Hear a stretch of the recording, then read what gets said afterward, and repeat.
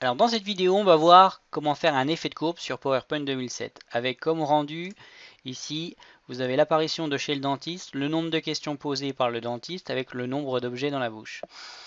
Et on fait apparaître une courbe comme ceci. Donc pour faire cet effet-là, la première chose à faire, c'est créer des zones de texte. Vous en avez trois, correspondant à l'axe des abscisses, les ordonnées, le titre du graphique. Et ensuite, vous avez une courbe que vous pouvez tracer avec l'outil de dessin et après vous allez tracer à main levée, par exemple avec cette forme libre, une courbe de ce style. Après pour les ici ce sont deux flèches. Donc les flèches simplement en les positionnant et en relâchant.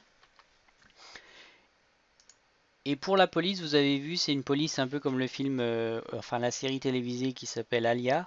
Alors c'est le même principe, vous avez vos polices que vous pouvez aller chercher sur internet et vous mettez dans panneau de configuration le dossier police et vous avez ensuite les polices qui sont disponibles sur le pack office et autres sur votre PC.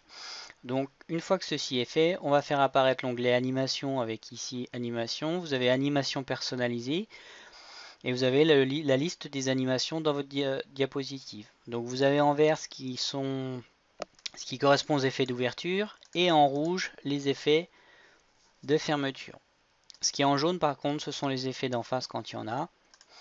Donc ce que je vais faire tout d'abord, c'est... Alors vous pouvez sélectionner les différentes zones. Vous voyez, elles se mettent en surbrillance dans la zone correspondant à la personnalisation. Donc ici, la zone de texte 25, nombre de questions posées par le dentiste. Je fais un effet estompé très rapide après la précédente. Ensuite, je vais faire apparaître, en même temps que la précédente, je vais faire apparaître de manière très rapide en estompé la zone de texte, nombre d'objets dans la bouche. Et enfin, je vais faire apparaître en balayé de manière très rapide à partir du haut le titre du graphique qui est chez le dentiste. Une fois que ça c'est fait, j'ai une forme libre. Cette forme libre, c'est le tracé de ma courbe. Donc j'ai choisi de le faire apparaître en balayé au clic à partir du bas et de manière lente. Et ensuite, j'ai un effet disparaître.